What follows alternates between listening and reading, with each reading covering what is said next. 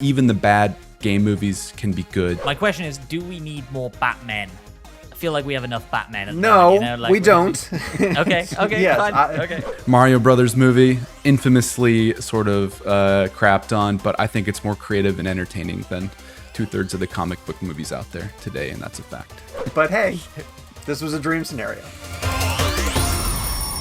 This is seriously the only show that gathers 3 of the best tech and entertainment journalists from all over the internet to debate the most contentious topics for your entertainment. This week, we're talking all about video games and whether or not they make good movies, and I'm joined by Bradley Russell, entertainment writer at GamesRadar, James Davenport, editor at PC Gamer, and Sean O'Connell, managing editor at CinemaBlend.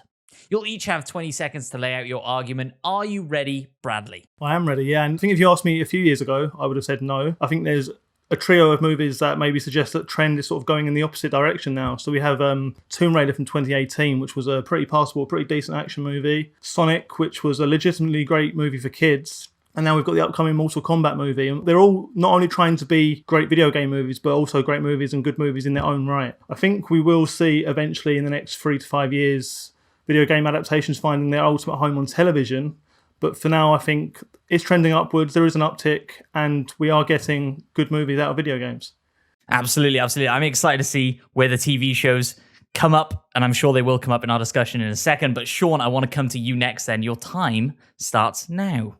Yeah, I want to believe that movies can be made from video games, from really good video games, and we can get great stories, because there are great stories that exist in several video games. It's just that, to date, the data shows that it's a really hard thing for filmmakers to figure out how to adapt. And I don't know if it's because the directors that come on board aren't huge fans of the franchise, or, they're just treating it like a gig, or if they're trying to figure out what makes the game popular and what people love about the game and try to translate it over to the movie. So Tomb Raider is a great example of a more recent one where it feels like everybody involved believed in the game and knew what people liked about it. I get excited about movies like Uncharted, or the Mortal Kombat film that's coming up. They seem like they could really inspire great franchises, but I've also lined up and waited in line to see terrible video game movies on opening day, and I'm reminded, oh yeah, that's right, these are really hard to make. We have all certainly been burned before. I know there'll be a lot of people watching at home that feel the same way. James, coming to you then last. Let us know what you think. Do video games make good movies?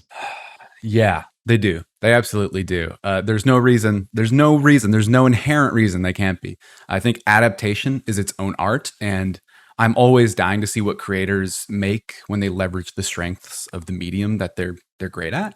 And video games are an excellent creative starting point and origin point for something unique. So as long as we sort of let go, and historically we don't, and I think this is why we perceive so many of them as bad, as long as we let go of any sort of perfect expectation of translation, I think we can have a lot of fun. Games are too big and complex and monolithic, and our experiences with them are too personal to make some sort of kind of perfect movie that represents the whole of everyone's experience. It's just not going to happen. So as long as we let the translation be fun, even the bad game movies can be good often. And an example I turn to quite often is the Super Mario Brothers movie, infamously sort of crapped on, but I think it's more creative and entertaining than 2/3 of the comic book movies out there today, and that's a fact. I don't normally come straight back to somebody after they've done their opening 20 seconds, but you have to back up that claim a little more. I think the Super Mario Bros. Movie, I think, widely renowned as maybe not the best example of a video game movie. What cements it in your brain as a standout one? Well, I just think it is adaptation to me. I think of all of the different spins you can have on a Shakespeare play, modern, historically accurate. This is like the edgy action movie take on something that I think is like, a cultural artifact that can be spun out in so many different ways. Mario doesn't have to be Nintendo will never let it happen again, but Mario doesn't have to be like the Dreamcast like CGI guy he's evolved into. I think that especially back when it was a pixelated guy on a screen, there was so much room left to the imagination there, and this is an example of someone taking that and going, all right, we're going to interpret this as something silly and goofy. And, maybe they took it more seriously back then, but I think now we can watch it with, sort of tongue-in-cheek enthusiasm and have a lot of fun with it. So, well, Sean, you're nodding away there. Are we all going to turn around on this show and say that we're in support of Super Mario Bros. Movie? I don't know, but I have to get your thoughts on it. No, not by any stretch. But what I think Super Mario Brothers does at least is it has a vision and a tone, that it adheres to. And I think one of the things that it does is, and most successful video game movies figure out how to do this, is you have to play beyond the audience that just loves the games, right? It has to be an entertaining movie to just about anybody who sits down and says like, okay, I don't know this universe necessarily, but I'm going to go along for this 2-hour ride. And if you really do hook me, we're going to get involved in some other things. And some of that comes with casting. I think part of the reason why the Tomb Raider franchise with Angelina Jolie did so well is because people liked seeing Angelina Jolie on these adventures. And Tomb Raider is inherently a cinematic game anyway, so it translates pretty easily. But I think something that happened with when Duncan Jones made his Warcraft movie, right? Like, I didn't know if that was accessible to other audiences. And so you find a lot of examples of, and I think that's a really hard line for video game movies to walk, is how do we be really faithful to the people who do love the property? But how do we also convert it to more mainstream audiences? But I totally understand what you're saying of how Super Mario has a nostalgic factor to it. And yes, you can put that movie on now and have some fun with it, but I'm not willing to say yet that it's a good movie. I think this is a really interesting point, right? This idea of kind of accessibility. Like, movies are much more mainstream than video games. And so you're trying to get that mainstream audience in whilst pleasing that video game audience. Bradley, I'm curious, is there one that sticks out in your mind that you think has towed that tightrope quite well? Well, it's one that we haven't seen yet, but I have seen parts of. It's the Mortal Kombat movie. I was lucky enough to speak to one of the producers, Todd Gardner, and I asked him, I said, like, what lessons have you taken from video game movies of the past? Because let's face it, they've had like a sort of mixed reputation. And he was almost taken aback a little bit, and he said he doesn't see Mortal Kombat as a video game movie. He sees it as an action movie, as a martial arts movie. So it's almost like there was this sort of spectre or this anchor weighing video game adaptations down, where they have to the bar is only so high for video game movies. It can't be, for some, it can't be best in class. It can't be talk of the industry because it's a video game movie. And it's really refreshing to actually hear a producer speak out and say, we want to go beyond that. We want to do more. We want to be more than a video game movie. Yeah, I think that's a really interesting point. I think, interestingly, 10, 15 years ago, we were having the same discussion about comic book movies, right? Oh, well, it's good for a comic book movie. Mm-hmm. And then The Dark Knight came out and I think changed everybody's mind about that. Sean, I wonder, do you think in 10 years' time we'll be having the same discussion around video game movies? Do you think Mortal Kombat will see this rise of incredible video game movies? We could. I mean, the one thing that helped comic book movies is they treated the source material seriously. They used the source material as a way to answer a ton of questions. The comic book genre had a ton of really bad misses early on because they thought they could put Ben Affleck in a Daredevil movie and it didn't have to really adhere to the roots of what the character was. They lean on an action star. We've seen an evolution of some really great games that have come along recently that lend themselves to the translation. But we went through a phase where, like, Mark Wahlberg had a Max Payne movie, just because it was a popular game at the time. So we have to make a series of really strong decisions, I think, by studios to treat some of these properties with the respect that I think the fans of those communities really want them to have. But the games have to evolve. You also have to see, like, what is going to be really popular. Like, do I want to see a Fortnite movie, in 5 years? No, not by any stretch of the... well, all right, maybe I do. Maybe if it's treated properly. But I also do like movies that have taken the concept of what you can do in a video game and spun it off of a property that we don't necessarily know. Ryan Reynolds has a movie that's coming out soon called Free Guy that looks to put him into a video game world. And I like the fact that it's just creating its own rules as it goes forward. That's creative. Ready Player One, the Spielberg's movie, is not based on a video game, but feels very video game inspired. I would like to see more directors come to the field and say, like, okay, I see all the different things that people love about video games, and I'm going to incorporate that into an original story. That might be one way for the genre to sort of evolve in the medium of film. Yeah, definitely. James, I'm curious to get your thoughts on that. You know, you mentioned earlier, Nintendo would never let another Mario movie get made in a similar vein to that previous one. Do you think that's part of the problem here, is that people are too constrained by the video game sort of franchises and all the input that comes with that, and that you're better off kind of withdrawing from that side? Yeah, I mean, like that in an ideal world, I think that those are the kind of video game movies I want to see that aren't constrained by the brand image and sort of the expectation that the game movie is going to look and feel fundamentally, like the game. And I think that's where a lot of game movies fail.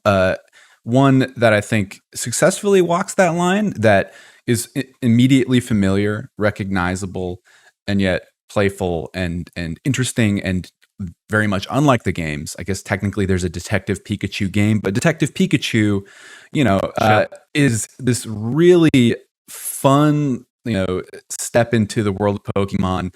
They're all rendered in realistic CGI, which has mixed results, sometimes to comedy, sometimes to, great wow and nostalgia factor. But it's an independent story that doesn't try to be the more popular series, and story of a Pokemon master sort of like working his way through the Elite Four and, and so on and so forth. This is just, it is a format and a story that fits the movie constraints very well. It's a mystery, and and it's appealing to kids because we've got Ryan Reynolds, who's a very popular guy these days, and voicing Pikachu. We didn't think it would work. It works perfectly fine. Some great set pieces, some great storytelling, some great casting, as we mentioned earlier. It treats the source material with a lot of respect without feeling like it's boxed in by any means. So I think that kind of model is something that I think we'll see a lot more, or I hope to see a lot more of going forward. Yeah, definitely. I think you mentioned something really interesting there about the story, right? And finding a story that fits. And potentially that's where some of these films go wrong, right? They're trying to shoehorn a 20, 30 hour long story in a video game down into 2 hours of a movie. And Bradley, I want to come to you. You mentioned in your kind of opening blurb there about TV maybe being the area where this kind of takes off. And obviously we know the Last of Us series is on the horizon, one of those games that is sort of 20, 30 hours. Do you think TV then gives these characters more time to develop and this story more time to show off what's really great about it?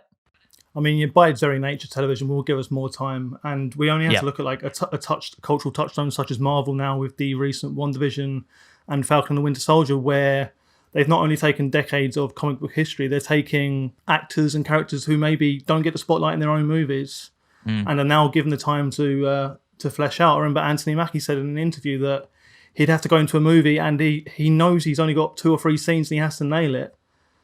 And now he can flesh it out, he can expand his character. And I think we will see this with video games, where video games are a active experience across, like you said, dozens of hours, hundreds of hours in some cases. And movies are usually like 2 hour runtime, but television will be able to go across 6 hours, 8 hours, 10 hours. So like multifaceted, complex stories such as The Last of Us can actually get the attention that it deserves. Yeah, it's an interesting point, right? But when you think of TV, you think of much lower scale, lower budget projects, right? But we're seeing big actors take on these roles. Henry Cavill in The Witcher, and I think Pedro Pascal is cast in The Last of Us, right? James, I want to come to you. How important do you think that like casting and budget element is? And do you think we're going to see TV shows really start to expand as projects like this take off? Yeah, I think casting matters a lot. We're spending dozens of hours, behind the eyes of these characters in these games, getting to know them pretty intimately, hearing them comment on every little object in the environment, and we do need to give these casting directors some leeway, I think, because look back on when Henry Cavill was announced as Geralt. I think a lot of us expressed doubt there, and he was actually a perfect fit. I think he's an amazing Geralt. But yeah, that matters a lot. It's a huge challenge. I think to like move into the part of that question about TV. I think where a lot of this will be, at least in the next 5 years or so, you'll see video games moving into TV, more into anime, because lower risk, lower budget, unless it's a huge property.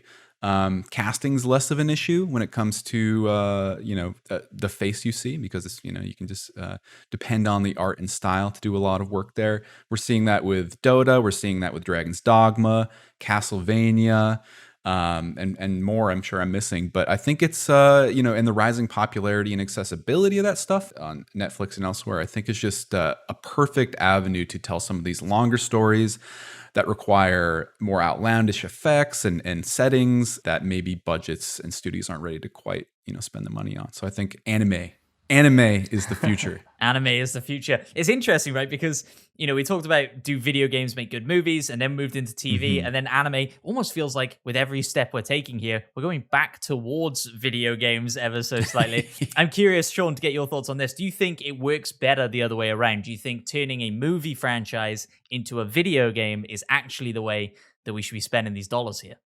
I didn't think about that until we had a quick conversation before recording the episode, because that's when I realized that those are the games that I love to pick up and play. And I think it's because I love the movie franchises. So I'll seek out, like, no matter how bad any sort of diehard, video game adaptation has been over the years, I still want to play as John McClane. So if you can put me into something that's realistic, I think that's phenomenal. There's been, a couple of really great James Bond video games over the years, and a couple of ones that have not translated quite so well. Currently, we're seeing some of the greatest Spider-Man games ever because it's allowing you to be the character. And so, yeah, those are really exciting. And I think that, as we continue to sort of I think there's plenty of franchises that have been untapped. I know that they just recently announced an Indiana Jones game that they want to put people into. It gives you the opportunity to do another story in a franchise that we love. It doesn't have to rely on Harrison Ford, who's 78 now at this point. You can go in a lot of different directions with these things. And think about the number of franchises that have never been explored in video games, or at least to my knowledge. Like, if you put together a Back to the Future franchise, and let you play as Marty McFly and zip around to different time frames, like, I think that would be amazing. Is there one out there? Am I missing out on a Back to the Future game? There is. There's a Back to the Future game. Yeah, and was it any good? And mixed reviews, I think. It set itself up as like canon and a continuation of the story, and then did a lot of kind of crazy stuff with time travel and stuff like that. And that's the risk, right? You take these formats of stuff that people love and really change the way that they're viewed. And it's always a little bit of a risky one. I'm curious then, Bradley, your thoughts on this. I think sort of back in the early 2000s, it felt like every major blockbuster movie that was coming out had that tie-in video game, definitely to mixed success. Why do you think they've gone away a little bit in recent years? And do you think we'll see a resurgence of them at some point? I think partly it's cost, partly it's time sink. You look at the games industry now, the trends that are developing where, unless you're AAA or a really experienced indie developer, you're not sort of getting that budget, you're not sort of getting that time to create and craft those sort of games. And honestly, like, a lot of them, they're not critically received like too well. Sales wise, I don't think too well. Like, you're going to look at that as like a sunk cost for a lot of it, because it's only like a pale imitation of the movie that a lot of people are going to go and see anyway. And you just look at the past history of like the old Amazing Spider-Man games, for example, where there wasn't too much hype around it, and they just sort of come and go. And like, oftentimes as well, you'll see that they don't align with the release, which, if you're releasing a movie tie-in that comes in a game 6 months later, who's going to care as much? Like, there's a lot of moving parts, a lot of risk. Is the reward worth it? You're going to probably say at the end of the day, probably not. Yeah, definitely. There's definitely, with everything, it's reward and risk, right? And I'm curious, James, to get your thoughts here. We're seeing game streaming become a real thing, right? Game Pass is an incredibly powerful service that does mitigate a little bit of that risk. If you had a video game tie-in movie pop up on Game Pass the same week the movie does, that's a no-brainer. We're going to see a lot of people try that game out, because essentially to them, if they're already a subscriber, it's free. I know it isn't, but it kind of is. Do you think that sets this industry up to take more risks like this?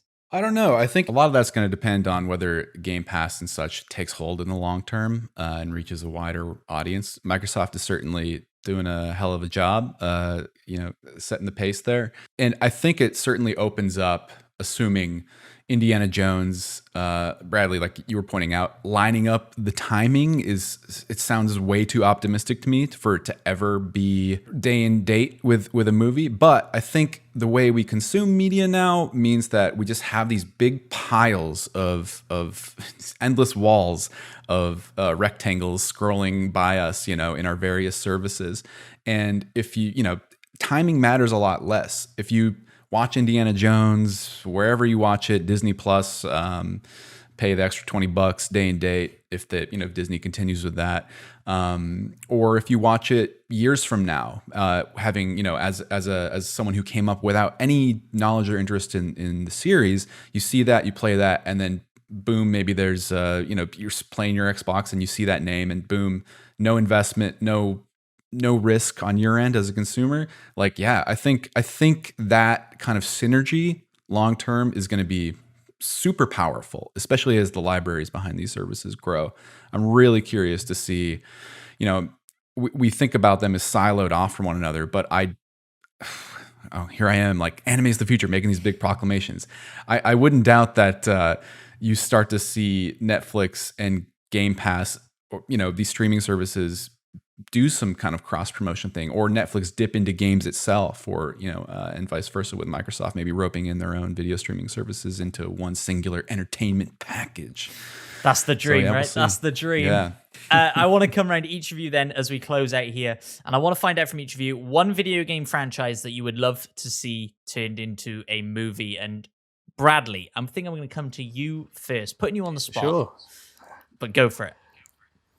There's one franchise that sticks out in my head that I can't believe hasn't been adapted yet, and that's Mass Effect. One, because that sort of cultural print where it's almost like a Star Wars, Star Trek sort of style franchise in terms of a grand space opera, but also there's like this like elastic band world where you could go anywhere with Mass Effect. You could have these grand adventures fighting the Reapers as Commander Shepard, but also you could really like drill down into the Citadel, into these sort of Blade Runner style worlds, have crime procedurals, mysteries, these heavy sci-fi tropes, everything. I think you can do pretty much anything you want with Mass Effect.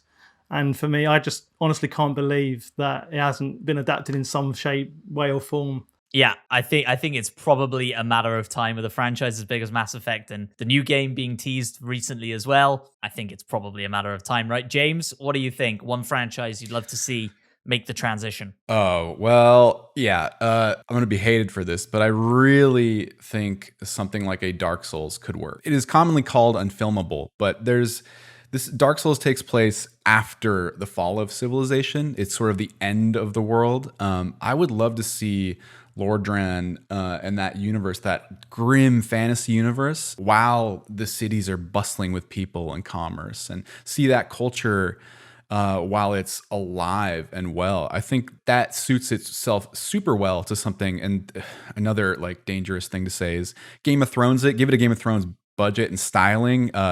Maybe tell us a better story in there. But I think you have kings, queens, betrayals, war, scary, spooky creatures, and terrible powers beyond our imagination. It sounds like the perfect kind of movie or TV show for me. Yeah, it's an interesting one. I think when you initially said it, I was one of those people who was like, "Ooh, no, that wouldn't work." But you've been saying it all along, right? The way you would lay this out is to step away from the game, tell the story before, right, where it is more busy. The whole point of Dark Souls games, kind of, is that the story is obtuse, and you really have to go out and find the story, and sort of tell that in a film, I don't think would work, right? But like you say, tell a different story in that world. And I think you could get some people in. That'd be exciting to see. Sean, coming to you then last, finish us off. One video game that you would love to see turn into a movie. I'm going to cheat and give you two. I want a live action Batman Arkham Asylum adaptation. You don't have to tie it into a massive franchise. Just have somebody go to town making a Batman The Raid type movie. I also want someone to tackle Bioshock eventually. I'm a huge fan of the Art Deco lifestyle, and I think that could translate visually. It's got a really great mystery to it. It's not as recognizable of a property outside of the video game world, so you could get creative with it, and I think get away with making a few changes to the narrative in order to make it visually interesting. Gore Verbinski, who directed the Pirates of the Caribbean films, obviously came close to getting that made. I think he really loved the world, and I think that kind of game needs somebody who buys into the mythology of everything that took place there, but it'd be so much fun to see that brought to life. I would love to see that. I would love to see that. My question is, do we need more Batmen? I feel like we have enough Batmen at the moment, you know? Like, we don't. Okay, Yes, fine. Okay. But hey, this was a dream scenario. I'm down for it. Let me know in the comments down below what video game you want to see turned into a movie, or let me know your thoughts on the general topic. Do video games make good movies at all? Genuinely curious to hear what you have to say about this one. If you enjoyed this show and you want to see more of it, you can find us on YouTube, Facebook, even Spotify, Google Podcasts, stuff like that. Go subscribe, do all the likes, do all those things. We appreciate having you around. I've been Matt Phillips. Thank you to my panel of guests, and we will see you on the next one. Bye-bye.